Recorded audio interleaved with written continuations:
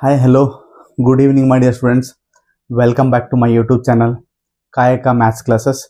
I'm your mathematics educator, Dr. Vishal Patil. So, today we discuss one of the important and key concept, that is beta and gamma functions. In that, especially an important derivation, that is a relationship between beta and gamma functions.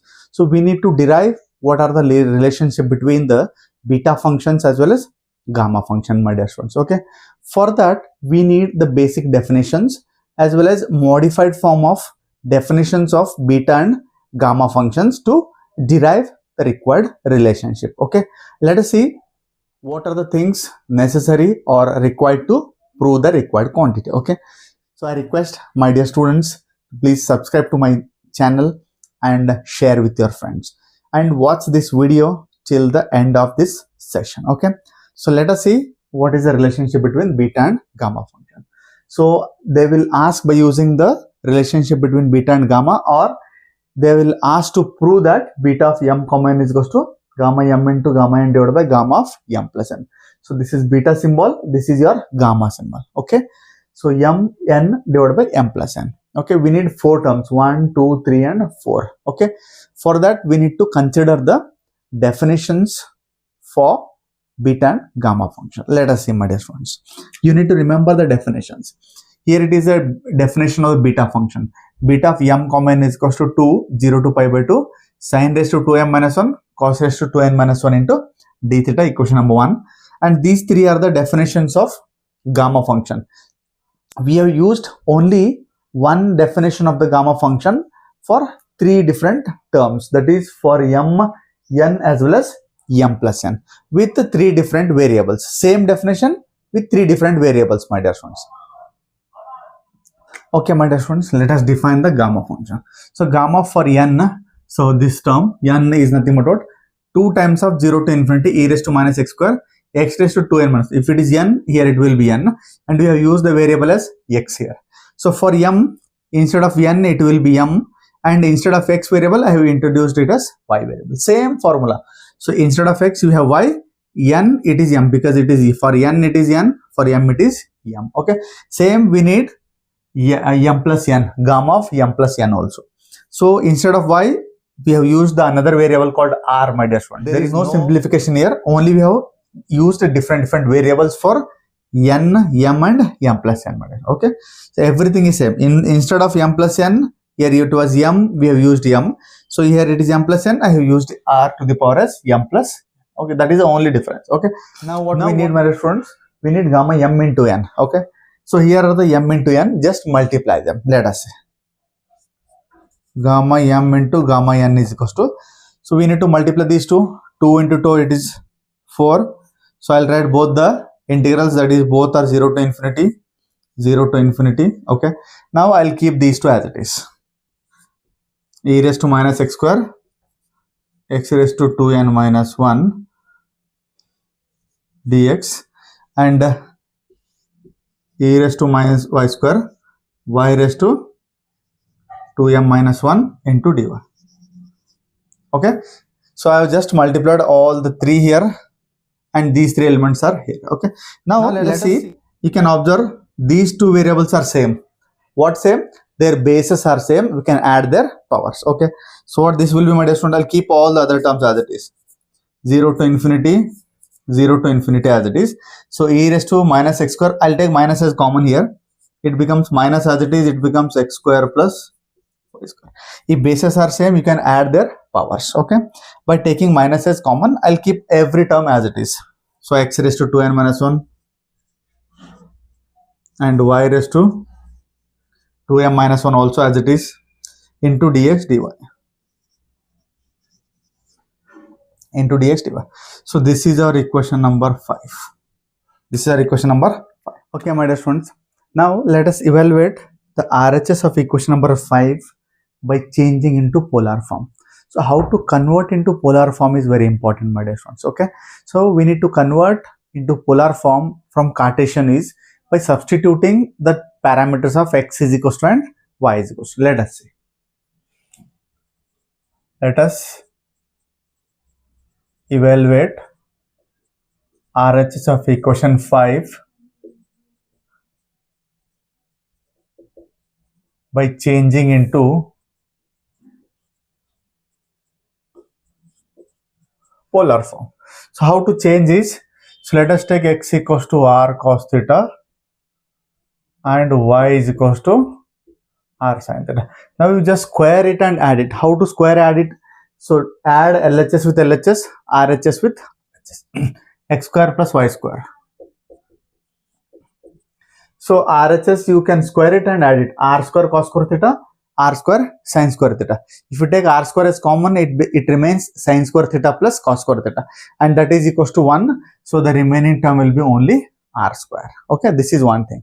And then we have dx dy can be taken as r into dr into d theta. So here it is, derivative terms. So dx dy can be written as r dr into d theta. Okay, so you can see this is the equation of circle with radius as r, my dear students. For that, if this is the equation of circle, this is x-axis and this is y-axis. Okay, now we need to consider the first quadrant of the circle, because positive x-axis and positive y-axis. Okay, now here theta varies from 0 to 90 degree. First quadrant is 0 degree to 90 degree. So here theta varies from 0 to 90 degree and r may be any value, my dear students. In generally, r may be from 0 to infinity. R is not a fixed value. If he has given here it is x square plus y square is equals to 4, then the r square must be 4 and r must be equals to 2. So in general it is r itself only. Then we need to take it as a general limit, that is 0 to infinity. Okay. Okay, my dear friends, the limits will be theta varies from 0 to pi by 2 and r varies from 0 to infinity. Now let us simplify the equation number 5. So equation number 5 becomes, so what it is, gamma m into gamma n is equals to, here it is. So the first will be r runs from 0 to infinity and theta runs from 0 to pi by 2 as it is. We have changed the new limit, old limit into new limit. Now let us substitute. So here you can see e to the power of minus as it is, x square plus y square will be what? From this equation, if I take it as a small equation number 1, so I can write x square plus y square as r square. Okay, so it becomes e raised to minus r square.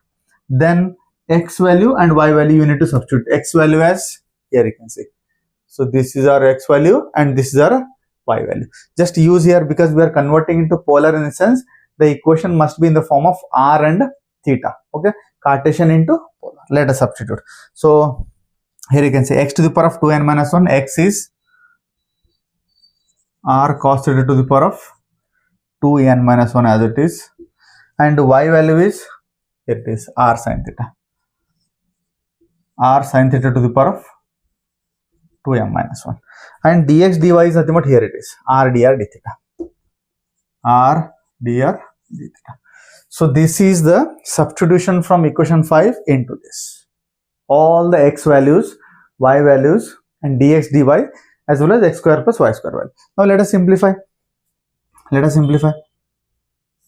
0 to infinity, 0 to pi by 2. Okay. So e raised to minus r square as it is. Now we have two terms here. Let us separate the powers. R to the power of 2n minus 1, cos to the power of 2n minus 1. Okay, let us separate them. R to the power of 2n minus 1 into cos to the power of 2n minus 1 theta. Same here. R to the power of 2m minus 1 into cos to the power of, sin to the power of 2m minus 1 theta into r dr d theta as it is. Okay, so I have changed its power separately. Now here you can see, my dear students, I'll mark is one r and r, another r. We have 3r as their bases and we can add their powers. Let us add. What you will get? 0 to infinity, 0 to pi by 2, e raised to minus r square as it is. Okay, and r to the power of, so one is 2n minus 1 plus, and this power is, so it is 2m minus 1 plus 1. So this plus 1 minus 1. So you can cancel 1 minus with the plus. Okay. Only this remains these two.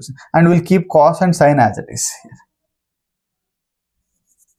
Cos to the power of 2n minus 1 theta and sin to the power of 2m minus 1 theta into dr into d theta as it is. There is no change in it. Okay. Are you following this? This is very simple way we are converted Cartesian into polar form. Okay. Now just take a screenshot of this. We'll continue in the file.